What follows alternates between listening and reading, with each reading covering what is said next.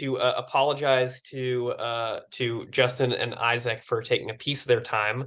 And we are going to shift into, and I think Liz, again, in the interest of just no disruptions, I think folks, we're gonna like cut video and audio of participants.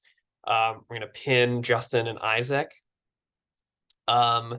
And I'm going to welcome these two folks who I've had the great pleasure of working with over many years, Justin Schott and Isaac Xavier, who have both are doing incredible work in this particular moment of how do we get to equity and justice in the energy transition. And we're going to hear some short presentations from both of them. Isaac is going to share first, kind of grounding us into the historical moment. And then Justin is going to share a little bit about sort of getting into the weeds of how do we actually like measure and manage and like run utilities for equity.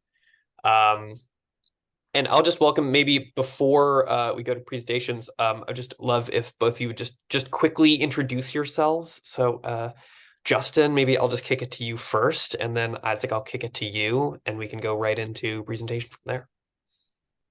Yeah, hey everyone, great to share this space with you. I don't have a lot of experience directly with public power, so I'm very much here in a learning capacity as well. Justin Schott, he, him, I've been running the Energy Equity Project at University of Michigan for the last 2.5 years. Yeah, and before that I was working with a nonprofit called EcoWorks in Detroit for about 10 years. And I will pass it to Isaac. Thanks, Justin. Yeah, I am really excited to be here. And what to know about me? I guess I'm Isaac Xavier. I live out on a lonely land in San Francisco. I use they, them pronouns. I just got home from over a month of being on the road, talking to a lot of great public power organizers, a lot of great folks who understand the regulatory environment, the legal environment around our energy systems. And so I'm excited to kind of dig in with you guys, add to that big network that we're building. And I'm excited to talk to you about what I think equity means for public power. I have a lot of experience intervening in California, working on our low-income energy efficiency programs, thinking about our rates, thinking about the broader decarbonization project.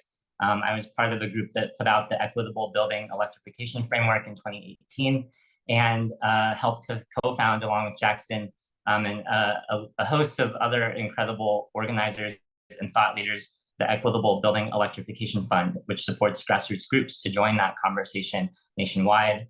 And what else? I don't know, I bring an engineering mindset to a lot of my policy work, and you're probably going to see a little bit of that here. But yeah, I'm excited to dig in. Maybe let's get going. Okay, I get the thumbs up. So yeah, I want to say thanks to the organizers of all of this for all of the thoughtful work. I mean, listening to the presentation and reading the report the last couple of days has been really, really incredible. So thanks for inviting me to be here. I was asked to talk about this question, what does equity mean for public power? And I think what I actually want to do is to talk to you about this question instead. What does public power mean for equity? And if we can keep going, I want to start us off by basically setting some common definitions. These don't have to be the only definitions that we ever think about, but for the purposes of the next 15 minutes or so, I wanted to center us on two big buckets. And so I think about public utilities as anchor institutions. This is a definition and a grouping that was put forward in a document called The Power of Community Utilities that was published by the Climate and Community Project and the Democracy Collaborative last spring. And they describe public utilities and anchor institutions as large nonprofit entities that are rooted in a specific place, that provide a critical public service and have a large economic impact. And I think we can all agree that public utilities fit that definition.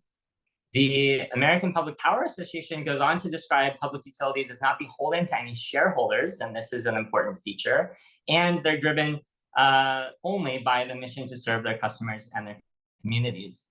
And maybe the last thing I'll add to fill out this definition is to say that as public institutions, I believe that utilities play a really critical role, especially right now, to strengthen the practice of democracy in our communities, a lot like we engage with around our schools and our libraries and other democratic institutions. Next slide, please. The second big bucket that I kind of want to frame out for us here, and that Justin is going to really helpfully elaborate on in a lot more detail, is defining what I think about when I say the words equity in connection to utilities. So I'm laying out some top line statistics for you. The Energy Information Administration reports that 27% of all households, that's around 33 million households in the United States, experience energy insecurity. And the most common form of energy insecurity is colloquially called the heat or eat dilemma, meaning that these households are choosing between paying for their energy bills or for more groceries that month. I'm showing you in this very colorful bar graph that typically we're also seeing that per square foot in people's homes, there's a range of what people are paying for their energy. Typically, we see higher costs for homes that are not well insulated, homes where they're being rented instead of owned, homes that are filled with folks that are Hispanic, Black, basically, and then maybe the largest bucket being for folks that have really extremely low incomes. It is not just that people have high energy burdens, it's that these burdens are really unevenly distributed. So that's kind of the first piece of equity that I think about a lot, is one's ability to pay. And then the second one is actually about the grid itself. So those of you who are in Michigan or have been close into some of the network around Jackson in Detroit and Michigan at large probably know about the report that We the People Michigan put out earlier this year, that showed that grid investment tracked along racial lines. We had a similar study done here in California across all of the PG&E territory. And basically the summary here is that even if we had all the money in the world to fix up people's homes, to put heat pumps in, to electrify their cars, which we don't, but even if we did, that after that, the grid itself would really limit how many people could join that electrify everything movement. And so the progress that we make on electrifying everything today is really unevenly distributed and has hard limits based on the grid itself, not just those widgets and everything else. Next slide, please. And so together, I'll just call these things the equity dilemma for the rest of my time. This is not a formal term, just like I was out of words yesterday, and so I wrote equity dilemma. And I think the main things I want to stick in your mind is that conditions aren't changing significantly for wages across the board. When we think about energy insecurity, it's often the amount of someone's bill divided by their total income, and that total income on the bottom isn't getting any bigger to make energy burdens smaller. And when we think about the big project ahead of us to do grid decarbonization, to transform all of our homes and the rest of our buildings, and to electrify most of the modes of our transportation, these two things add up to a very big challenge for the current way that we socialize the cost of doing all of this grid and generation build out. These things are going to greatly compound the pressures of energy insecurity. And this is where I think public power has a really huge role to play. And I hope that I explain it clearly enough that at the end, you start to agree. Next slide, please.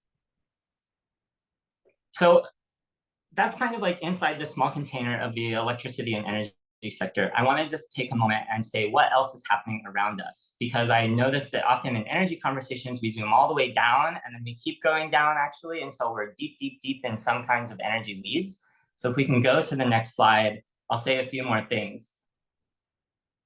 One is I just want to acknowledge with everyone that we're in and still going through a major crisis together called the COVID-19 pandemic.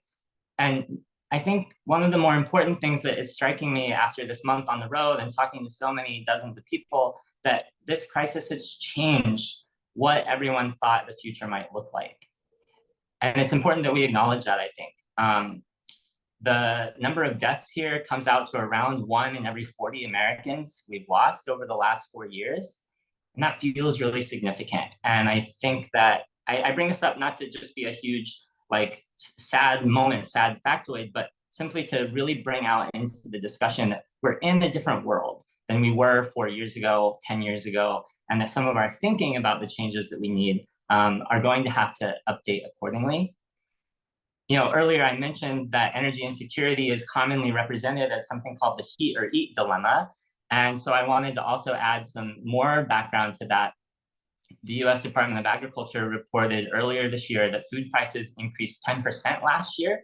They're increasing another 6% this year, and I think they'll increase 3% next year. And at the same time that we're seeing that, Congress passed a $3 billion cut to food stamps in March.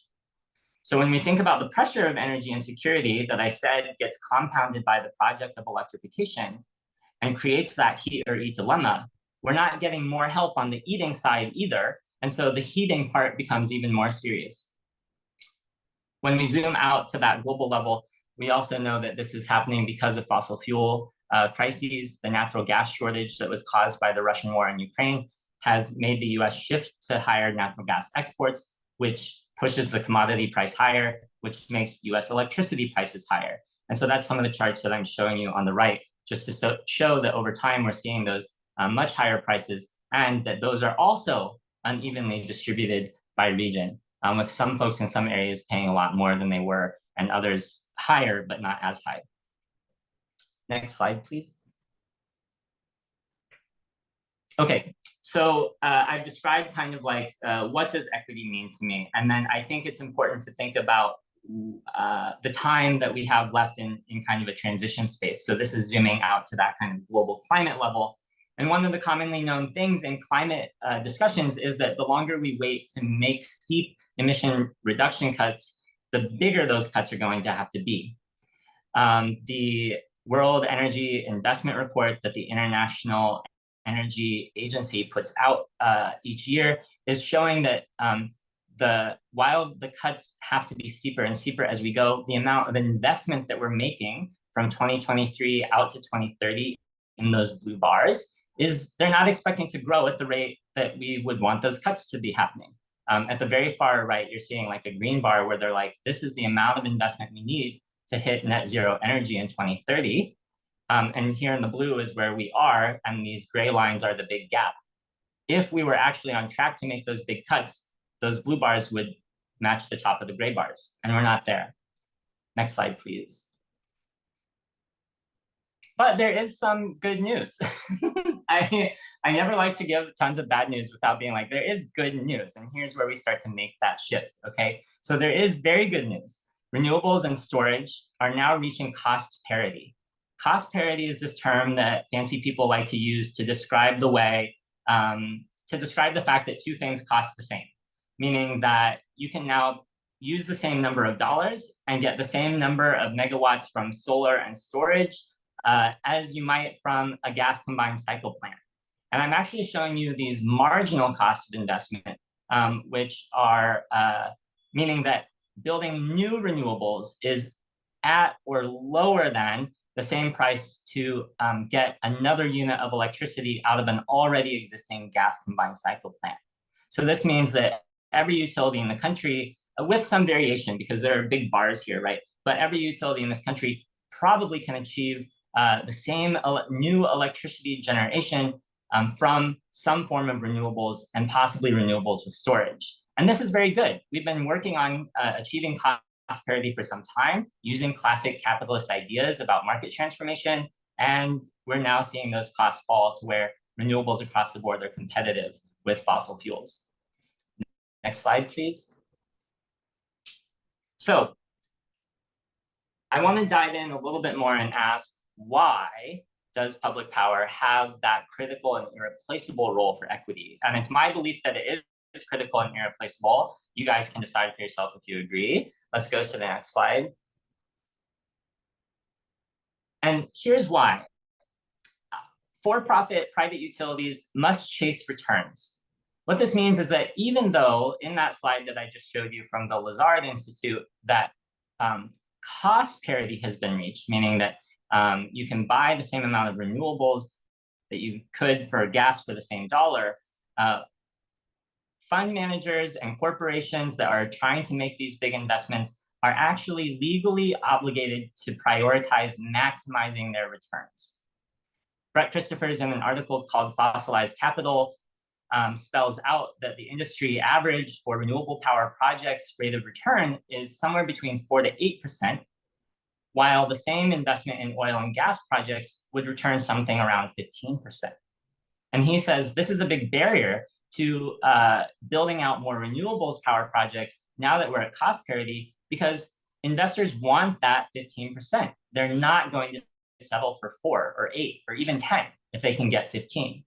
And this isn't just a problem inside of corporations that are choosing just between building out more fossil fuel projects and some renewables projects. This is also a problem in the investment community writ large. Folks who might be choosing between investing in renewables or making investments in healthcare or some other infrastructure or some other sector of the stock market, right? And Advait Arun writes a little bit more about this in an article called The Investment Climate in Phenomenal World that I suggest you check out too. That came out last month. He says, look, we really need to think deeply about whether or not private finance is capable of building the just transition that we need. And we're starting to see some small signs of this as well. This month alone, there were big market failures in the US Gulf offshore wind auction, in the UK wind auction, and the credit rating of the Danish Ørsted wind company, the largest wind developer in the world, was also downgraded because investors are fearful of them not hitting these extra high rates of return that they want them to have. So let's go to the next slide, please. So I wanted to land us on, like, where are we right now? What are the near-term utility scale generation projects? And what we're looking at is a set of tables from the report called America's Electricity Generation Capacity. This was put out by the American Public Power Association. And you can see that I've highlighted public power's share of the new utility scale generation projects that are coming under every category. So the ones that are under construction, the ones that are permitted for construction, and the ones that are still in proposal for development. The public power's share of this new generation is actually quite low, less than 2% in all of these categories. To me, this is obviously a feature of the constrained investment environment that public utilities have faced up to now. And it is maybe the bottom of that trough because of the direct pay provisions in IRA. Hopefully what we'll see in the near term is that these numbers only go up. Let's go to the next slide, please. What I want to emphasize as we transition over to Justin is that nonprofit public utilities therefore have a lot of advantages. One is that they're free of that hurdle rate logic, meaning that they can, it's not guaranteed, but they can become leaders in the renewables and storage build out because everything is now at that cost parity. And continuing to be committed to that lower levelized cost of electricity resource will help to keep bringing down electricity prices going forward. Additionally, using all the potential funds that are coming from IRA will continue to make municipal utilities even more competitive on future rates. And if we look at historical analogs, it could possibly build support for expanding customer territories. Again, there's legal and other barriers notwithstanding, but popular support for that as they see that public power prices are cheaper and more reliable could help build that support we need to move some of those political barriers. And as the report so helpfully kind of emphasizes, that the democratic nature here is really important to everyone. And through that democratic governance, we can prioritize things other than just rates of return. We can prioritize equity, affordability, emissions reductions, and other social benefits.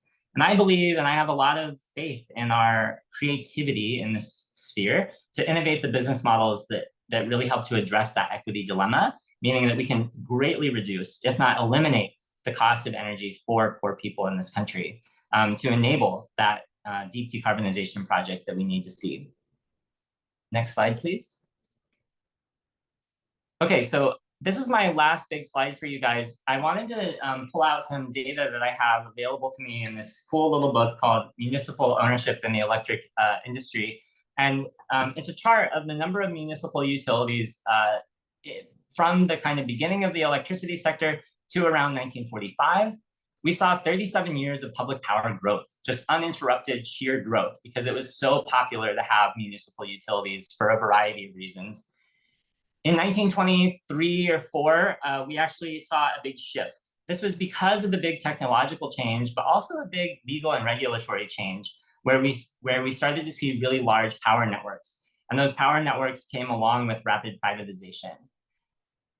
This was alarming for a lot of reasons to a lot of people at that time. And so what I'll point out and pull out that can help prime future discussions, I think, among yourselves and among your communities, is that the big institutions established during the New Deal, the Reconstruction Finance Corporation and the National Industrial Recovery Act, helped to stop that trend.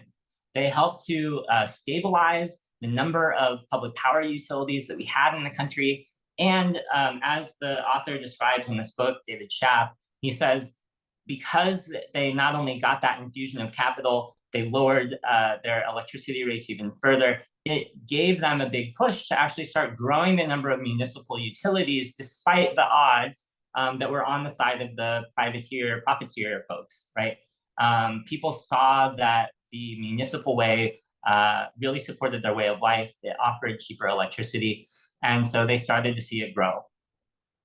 Today, though, we are still around the same number, 1,958 municipal utilities as of 2017. I think the IRA and all the direct pay provisions are going to see us move that number upward. I mean, that's my hope.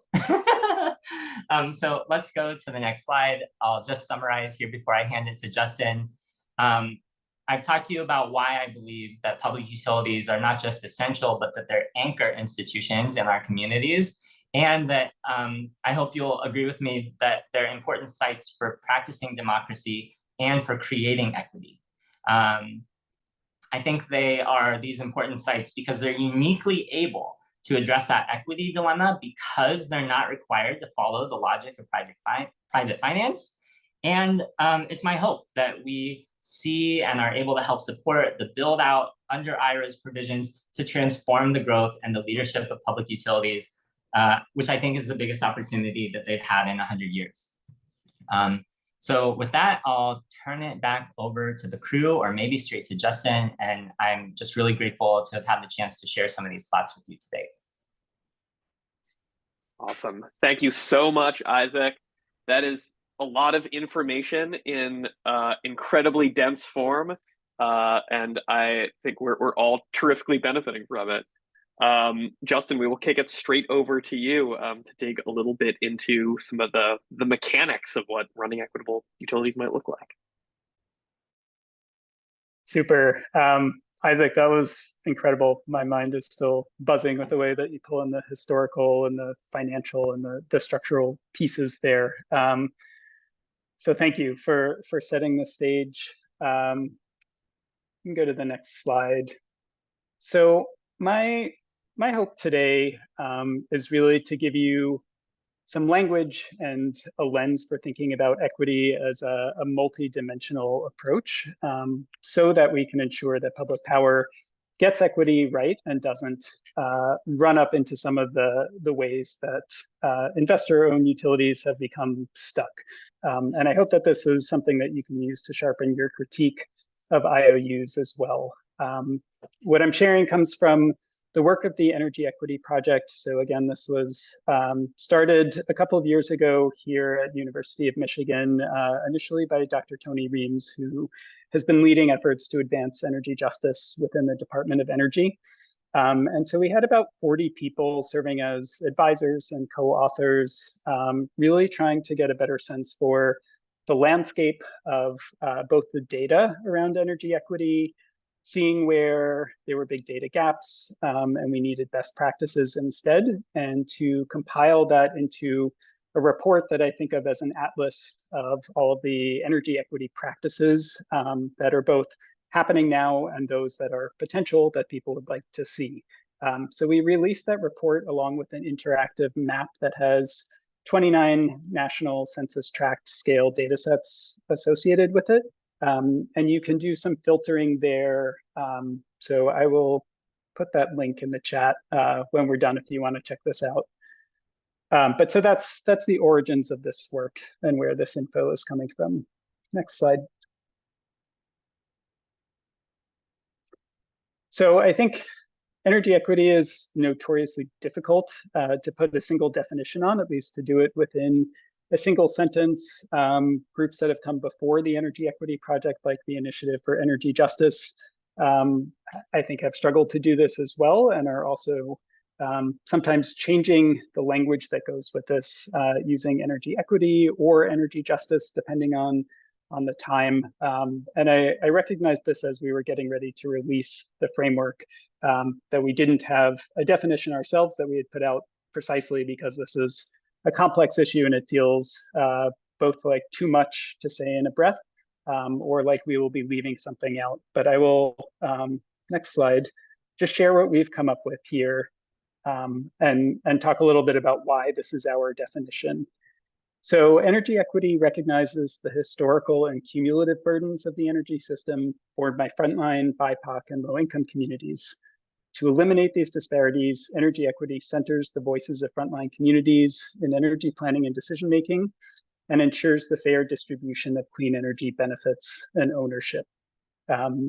So that's our two-sentence effort to get a few different dimensions in. So recognition, or structural equity, thinking about who has been impacted, and not just in this snapshot of time, right? So to Isaac's point, going back to municipalization more than a century and the rise that we saw there, recognizing that this has been going on for a long time and needs to be corrected, not just for disparities today, but for disparities that have been experienced over many decades. There's a distributive element to energy equity, right? So these are things that we can measure in benefits and burdens. But then we've also got a procedural element here in having voice, to make energy decisions, be involved in planning, and certainly to be engaged as owners of clean energy. Next slide. But most people, right, are not so intent on wordsmithing energy equity. I think certainly this is a group that has been thinking about equity and justice issues for a long time. Next slide. Right, and so often I think we're confronted by these examples where it's very clear that we have big inequities. So this is some older data, but I think the trend is very much still the same. Does anybody want to just shout out a guess or drop something in the chat here of $18 billion in tax credits that went for solar or electric vehicles over this decade? How much was captured by the wealthiest 10%? And then how much were people in that bottom 60% able to access?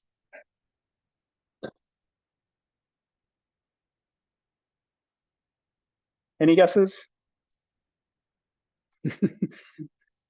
Thanks, Nat. Yeah, certainly trending in that way. Next slide. Right, so we see like 60% of the benefits being captured by the wealthiest 10%, and only about 10% going to all of the bottom 60%, right? This is a huge disparity. And it's not unique to just these areas of the energy system, right? These are the trends that we see. It's not just in energy, it's in housing subsidies. And we know, right, that the wealthy have been the ones to benefit from these subsidies. We often hear it's too expensive to ensure affordability because that would involve subsidizing the poor. It's quite the opposite in what we've experienced. Next slide. Right, we can see disparities by race pretty plainly, which Isaac had some good slides on as well. So the percentage of income that people are spending on their energy bills, we know that white households are spending considerably less than people of color in general. And then we get even greater disparities as we look at breakdowns by income as well. Next slide. So those are the kinds of things, right, that we see, we know at a gut level are wrong and inequitable. And then I think the next challenge that we have is finding ways to articulate this, and ways that we need to address those issues that we're running into. And so these are what are known as the 4 pillars of energy justice. You'll sometimes hear some different language for each of these. So recognition justice, you'll also hear as structural justice, but this concerns community identities, right? And who has been impacted, as well as their histories in this. The procedural element is about who has the power to shape the system, who's got voice, who's at the decision-making table, what are the structures that they have to navigate in order to do that. On the distributive end, I think this is the one that we tend to think of most, thinking of benefits and burdens, whether that's on the burden side, right, exposure to pollution, we think about unaffordable bills. On the benefits, we can think about ownership, access to clean energy jobs, things like that. And then restorative justice does not get a lot of attention here, unfortunately. And so this is about some of those structural issues that have enabled these systems to cause harm, and thinking about what do we need to do to interrupt those systems so that those harms cannot continue in the future. Next slide. So if you're looking for just shorthand or quick ways to remember what these are about, they use just quick words here with each of those. So communities, or recognition, is about communities. Procedural justice is about voice. Distributive justice is about getting a fair share, and not just today, but historically. And then restorative justice, this is really about structural change. Next slide. So for each of these dimensions, I think initially we set out thinking, what do we need to do to better measure this? And we realized we needed to take a step back from that. So for any time we were thinking about advancing equity, the first thing that I would say is this needs to tie back to a guiding principle. Otherwise, it's just kind of out there floating in isolation. So I'll share some other examples of guiding principles that we've got for distributive justice, but that's the starting point, right? Getting clear about our vision for the energy system. From there, I think it makes sense to start with the qualitative. There are certainly ways that data is useful, but you'll see in a minute, we've got a lot of issues with data gaps. And so I think we should think about what's the best service that we want to be providing, what are the benefits that we can provide qualitatively, and then turning to metrics as a form of accountability. So how do we know we're actually achieving an equitable system, especially on the distributive side? Next slide. So just to give you some examples of how these dimensions actually show up, I'm going to use the Justice 40 initiative as an example, right? So Justice 40 is President Biden saying at least 40% of the benefits of federal investments from things like IRA need to be delivered to disadvantaged communities, which has been developed more recently based on data at the census tract level. Next slide. So the 40% of the benefits, this is the distributional element here of equity and recognition, right? This says communities, whether they've excluded race here in the definition of disadvantaged communities. So as a function of income or proximity to polluting facilities, exposure to hazardous waste, by health characteristics like asthma rates, these are all things that can define disadvantaged communities. Next slide. Right. And this is what that looks like. So Justice 40, which is often held up as this landmark achievement, right, is drawing this horizontal line and saying we need 40% of the benefits, it turns out, to go to about a third of the population. And we say nothing about all of this area in gray, right? So we've got some terms there, but there's always the potential on the bottom. I've heard people say, does this mean we can still have injustice 60, right? Or we can still have utilities doing whatever they want with the rest of the federal investments.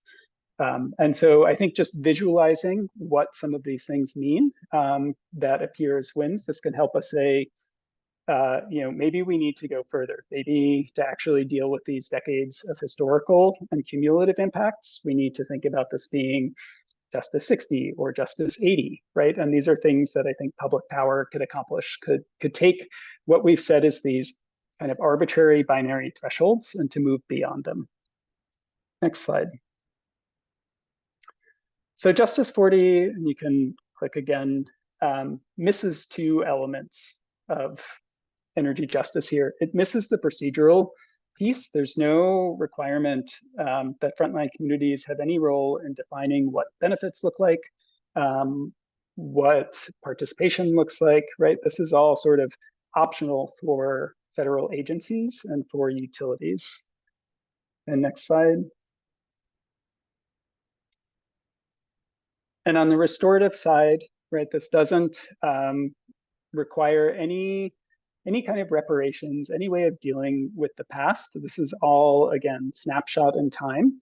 And so I think this is one of kind of the big frontiers to be thinking about is, given the huge disparities that we're seeing in housing, in rising food costs and costs of basic living, right? What do we need to do, not just to say everybody has an equal or affordable bill today, but how do we account for that so people have legit relief from unaffordable bills, right?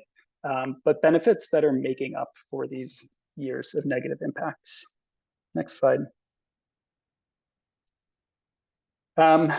So the Energy Equity Project, the final map that we've got just has, you'll see in the second column, 29 data sets that we were able to include. Most things didn't make the cut either because the data doesn't exist or doesn't exist universally. And I think there are a lot of strategies that we can use to get that data locally. A lot of these just ended up as qualitative best practices, so they're not necessarily appropriate to use data with. And then others, right, we've just got data gaps that we didn't expect to be able to overcome. Next slide.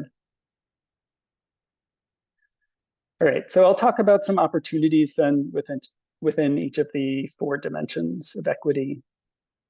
Next slide. So within recognition, right, we want to be able to prioritize certain communities, especially those that have this long history of being marginalized, not being able to take advantage of the benefits of clean energy. Next slide. And so we can look at some data sets, right? Like we have redlining data now. This is from the University of Richmond in Virginia. They've done a really good job of getting maps of many of the cities out.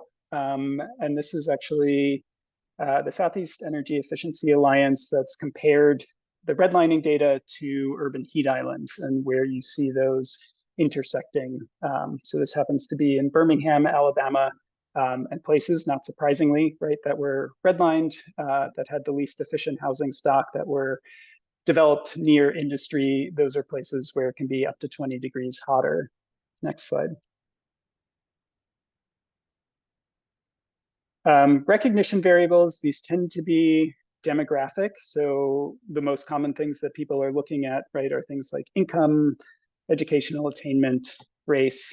But we see a lot of other potential variables. So we have ones around pollution exposure, like exposure to lead and hazardous waste, air quality. We have health variables, other variables that are more directly connected to the energy system, like energy burden, age of housing, median income of households that are able to install their own solar.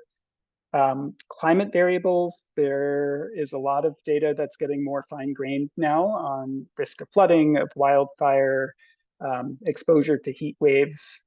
And then we have others, right, that are demographic that really affect people's vulnerability. So things like seniors living alone, people that don't have connectivity, whether that's through internet or linguistic isolation, right, to know about some of these hazards that they're facing. So we know these are intersecting in many ways or often compounded for certain communities.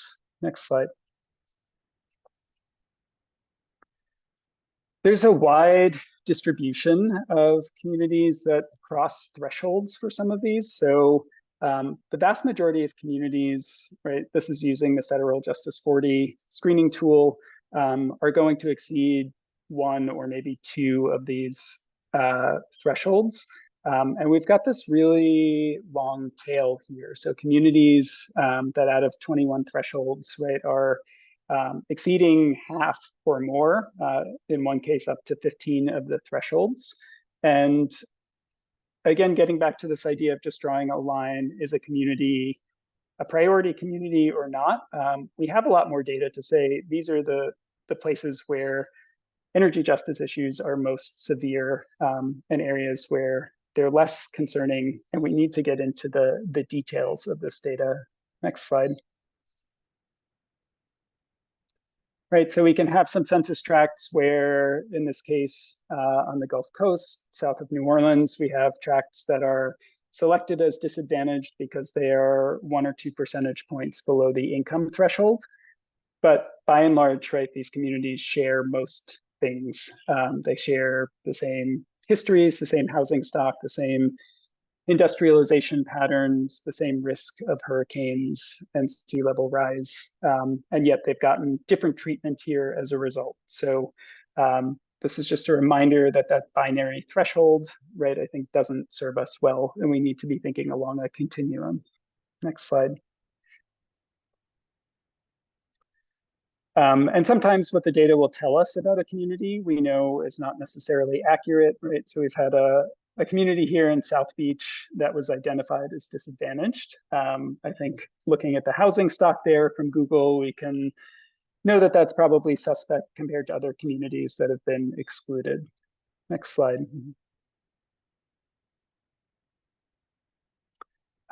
We have some major gaps in data. Almost 40% of the census tracts in the US are missing one or more of these sources. This is Pine Ridge Reservation in South Dakota, where the Oglala Lakota, it's their traditional lands. And you can see all of these data is not available symbols here, right? And so the initial draft of this was where data didn't exist. People were just excluded from consideration. And this gets to the heart of the invisibility issue that Indigenous communities have been dealing with for a long time. Next slide.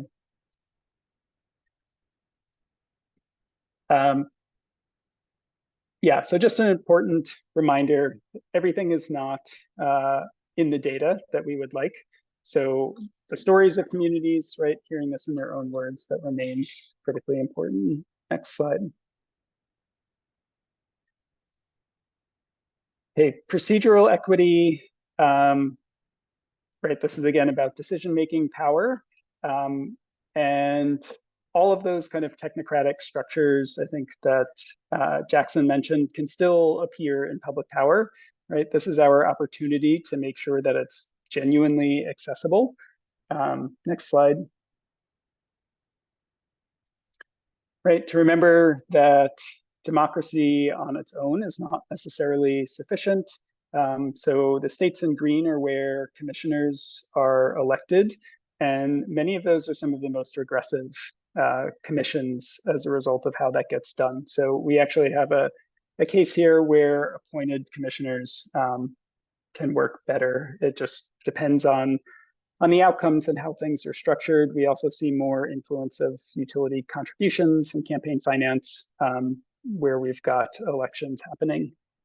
Next slide. You can keep going. I want to be respectful of time. Yeah, next slide. Okay, so in terms of right, getting input and meetings, we often talk about all of these things that we would like to see, whether that's free childcare, paying people for their time to show up, making sure that meetings are genuinely engaging, that we have language interpretation. These get raised in spaces that I'm in all the time as procedural justice issues. And I just want to lift up, right, that as we've been harping on these for a long time, I think that's one opportunity. A lot of these are not terribly difficult or expensive fixes. So this is an opportunity to show that, yes, things are categorically different where there's public power. Next slide. All right, so distributive equity, next slide. Right, again, we're thinking about individual communities. I think this starts with being clear on what the principles and the goals are, whether we're talking about affordability or access to clean energy. Next slide. All right, so here's an example, from Illinois. This is the LEAD tool from DOE. So this is a map of energy burdens. This is at the county level. And if you glance at this, it's going to look like everybody, or at least 90% of the counties here, have energy burdens below 6%, right? And so typically we'll get things like this, and at the wrong resolution, it's easy to say things are not a problem. No need to take any action here, except maybe for a few counties at the southern tip of the state. Next slide. But we've got data that allows us to do a lot more filtering here on the left. And so I've just gone and filtered for households that are making below 30% of area median income and living in older housing stock. And you can see how that shifts the scale of the energy burden at the top. So now we're seeing census tracts in green have energy burdens above 20% for this specific group of people. And this one tract that I've highlighted, right, this will show you a little bit about modeling, but it's estimated that they have an energy burden of 9 times their income, which we know is not right. But this can really help to identify pockets and extremes, right? So that we're not looking at this just aggregated data. We really want to get into being able to filter and identify specific communities where these particular harms are severe. Next slide. And we see the same pattern if we start to filter out between tribal and non-tribal communities. This is in South Dakota. People on reservations are spending about $1,000 more per year in energy than their non-tribal counterparts, right? And that results in an energy burden that's about a third higher, basically across all income groups. Next slide. And the last piece that I'll leave with, next slide, for restorative justice, right? I think certainly upholding Indigenous sovereignty needs to be one of the most central pieces of this work, and not just thinking that we need to fix some of those disparities in energy burden, right? But really understanding energy in a different way, centered around the circle here. This is housing that Thunder Valley CDC has built in Pine Ridge. And yeah, to be thinking about what a different energy system could look like entirely. And I think that's what we're here for with public power, right? Thinking about ways that the current system is not something that we can visualize anymore, but making sure we've got ways to strengthen folks with their own vision for leadership here and preventing future harms. Sorry, I feel like I've gone long, so I will turn it back to folks here.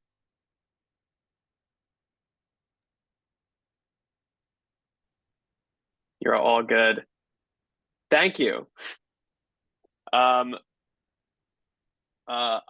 just want to say huge thank you to both of you, Isaac and Justin, for kind of helping to set the stage here, both like ground us into the historical moment, the potential of public power, and just kind of like getting into the weeds of, if we want to equitably manage utilities, right? What does that mean and what does that look like? So I want to take a minute here. We were gonna make some space for questions, thoughts, reflections, which I want to do as a whole group. And then we're going to have a little bit of time for sort of bigger group breakouts, just to have some deeper discussion with each other.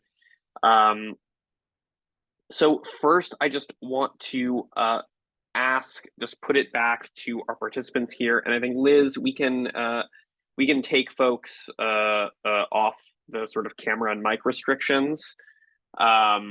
And just want to ask if anyone has a reflection or observation or a question to pose to Justin and Isaac.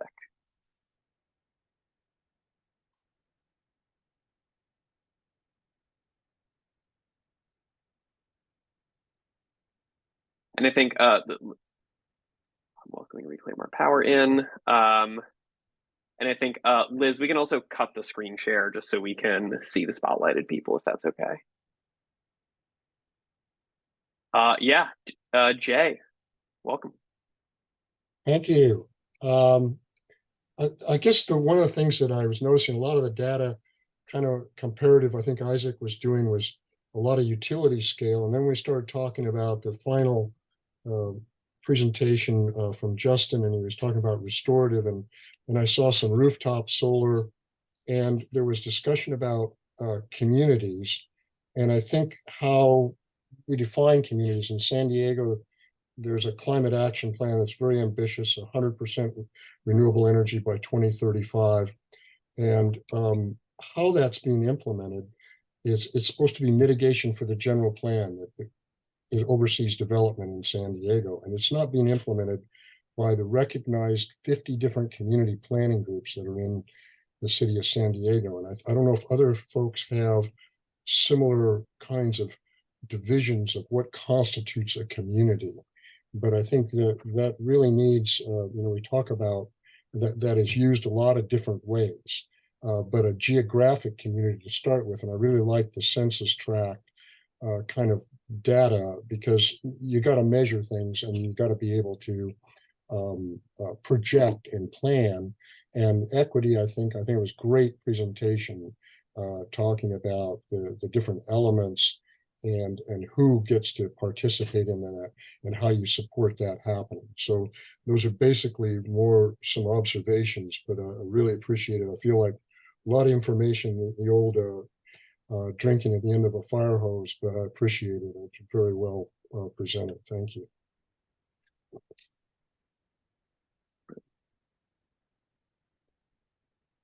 Yeah.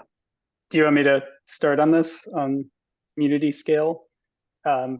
So census tract rate tends to be about 4,000 people, although it can range, I think, from about 1,000 to 8,000 in terms of community size. That's the way that I tend to think about community when we're dealing with data, just because that tends to be a resolution that I think is fine enough to pick out specific traits, although we certainly see significant variation within some census tracts.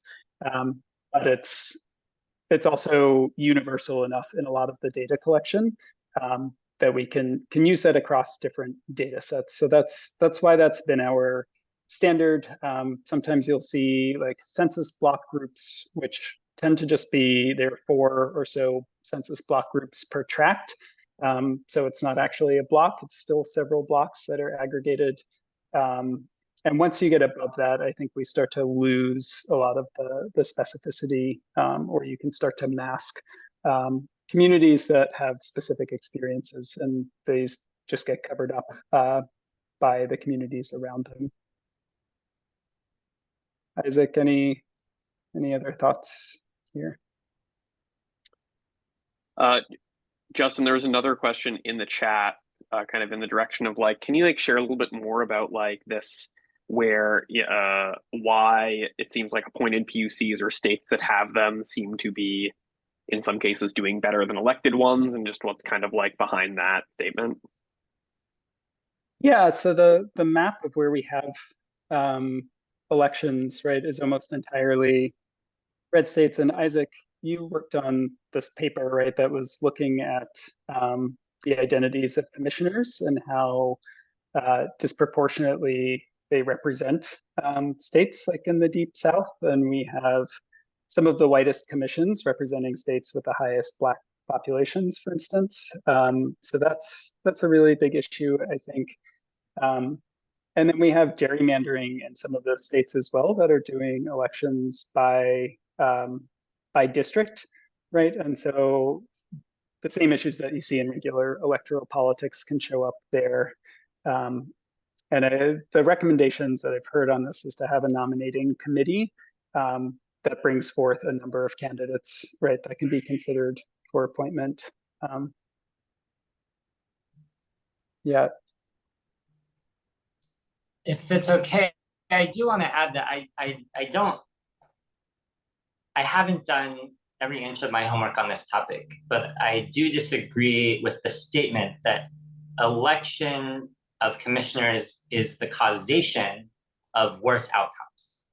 I think that there's a lot of factors that go into the performance of different commissions on issues like equity, transformative justice, reparations, rate cases, portfolio standards, et cetera, that are uncorrelated to whether they're appointed by the governor or the Senate or whether they're democratically elected. So I just would hesitate for everyone to entrench that as like a thought of like democratic elections for commissioners are bad and appointed ones by one person are good. I just don't think that that's true. But again, prove me wrong, please.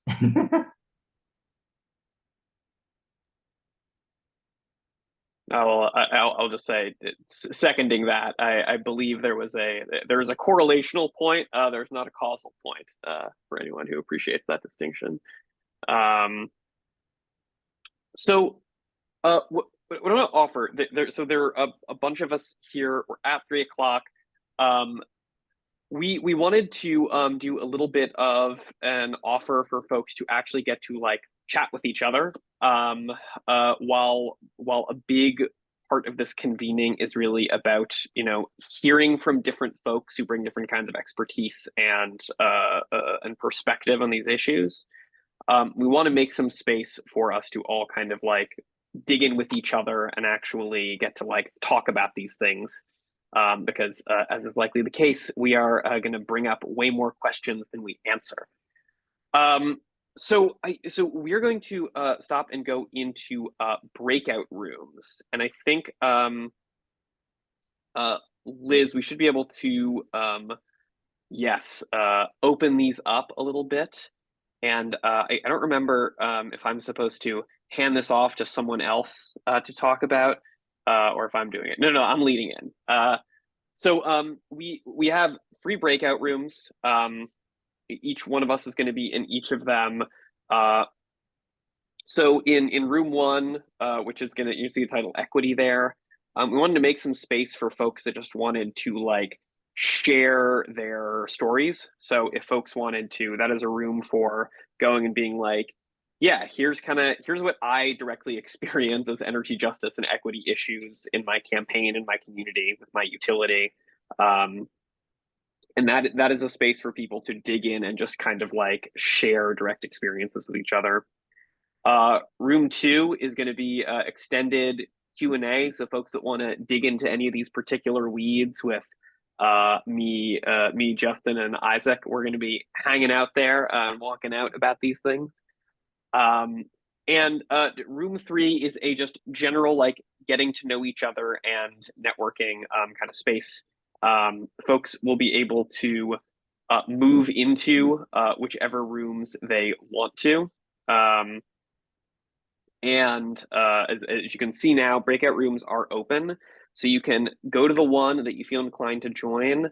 And we're going to have about 40 minutes for discussion. And I will note we're going to be coming back for a final panel of the day at 4 o'clock Eastern. So 56 minutes from now, as of my speaking. So we'll have some conversation, and then there'll be space for a bio break for folks that are getting into panel discussions. I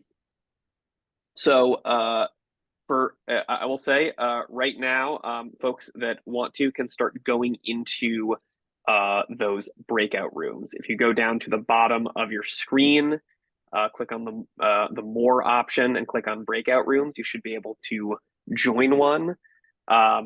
If you are having trouble joining one, just put the one you want to join in the group chat and we can send you right into it.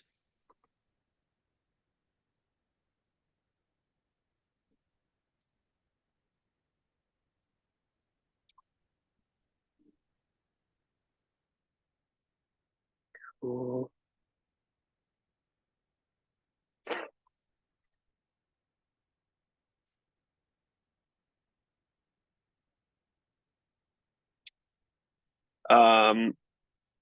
And I think Colin, you're doing networking. Eric, you're in equity.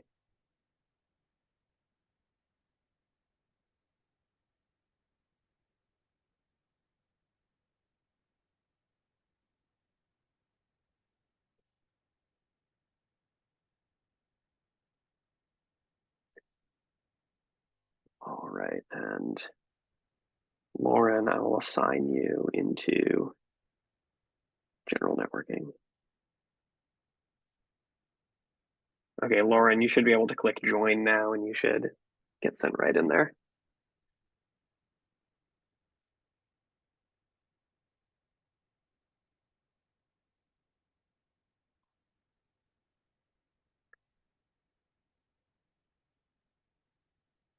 All right, Don, sending you into extended Q&A. And you'll still have to click join breakout room. Yes, cool.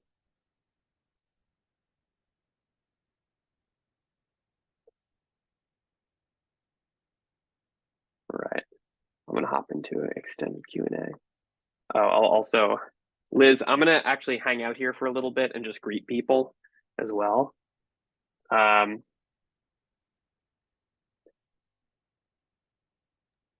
Hey, Erica, welcome.